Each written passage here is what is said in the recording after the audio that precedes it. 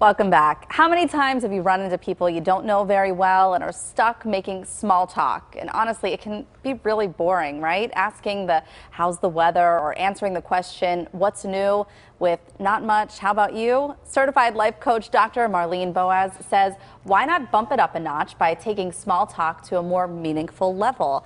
I think this is so great because I was just telling one of our studio crew if it's not raining out, there's really not much to say about the weather, and then you're just kind of stuck like, how about this sunshine? You know, you're just kind of stuck. It is, it's hard. Small talk is a challenge, and I think it's even harder for us now that we rely so much on technology for our communication.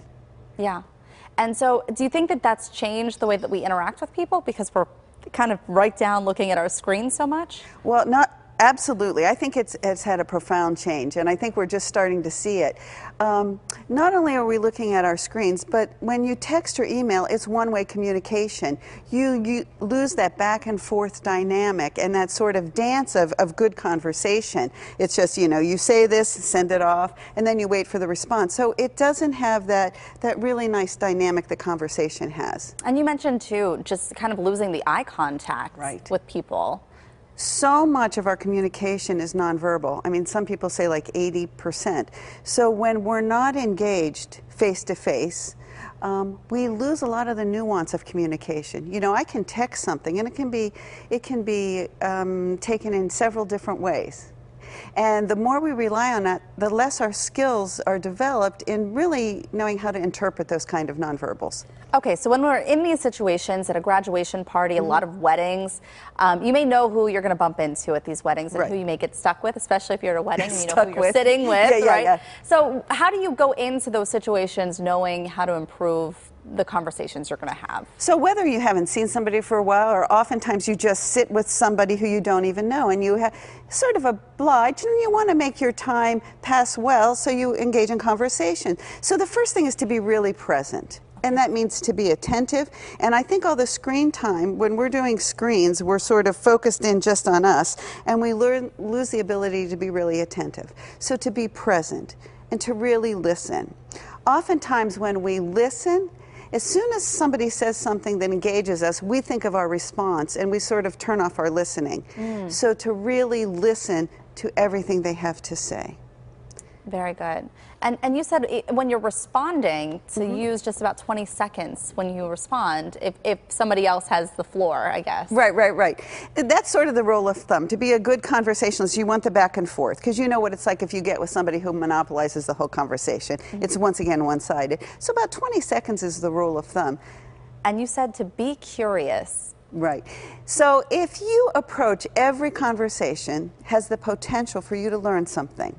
And so to be very curious about what the person has to say, what their history is, what maybe they have to offer, and to have a really open mind and actually an open heart about that interaction, you can learn a lot and really engage someone. And you know what it's like to be really engaged and to be really heard. Right.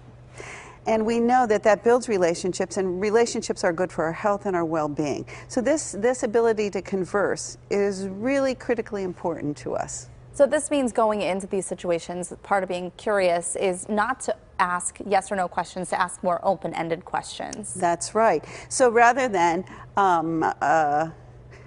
someone says at a wedding, wasn't the ceremony nice? You go, yes, it was lovely. That's kind of a conversation stopper.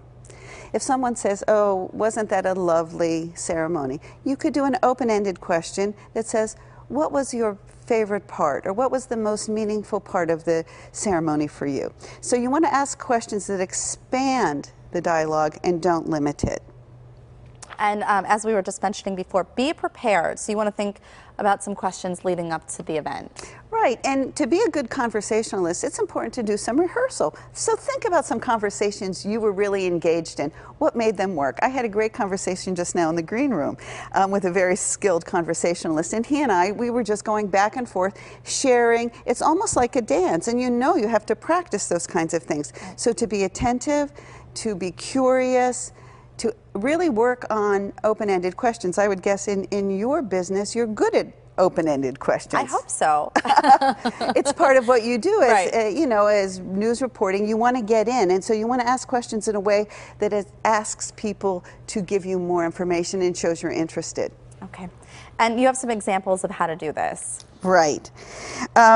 So like we said, instead of, oh, it's raining out, or, you know, the weather's nice, or something like that, maybe you could say, what's your best memory associated with weather? Like, do you have one from when you were younger? Or is there some weather event that really strikes a memory for you? Yeah. I remember playing in the rain, being a young girl, and stomping in the rain without shoes on. I feel like I never wore shoes as a child. Like, just out of like just fun, just running around like a kid. But yeah, see, okay, so, So that starts. Answer, so right. we hear like, oh, in the puddles with her feet, and then maybe I had an experience, and then you start to explore things, and you really feel much more connected. Yes. And I can see even in your eyes there was sort of an emotional component to that. Oh yeah, because it brings me back to just being a little girl. And the fun part. Mm-hmm. Yeah. Well, thank you so much for these tips. I think a lot of people will be able to put them to good use this summer. And again, that's a life coach, Marlene Boas, and regular PTL contributor. For more life coach tips, you can check out Marlene's monthly newsletter, and you'll find the link at kdka.com/PTL.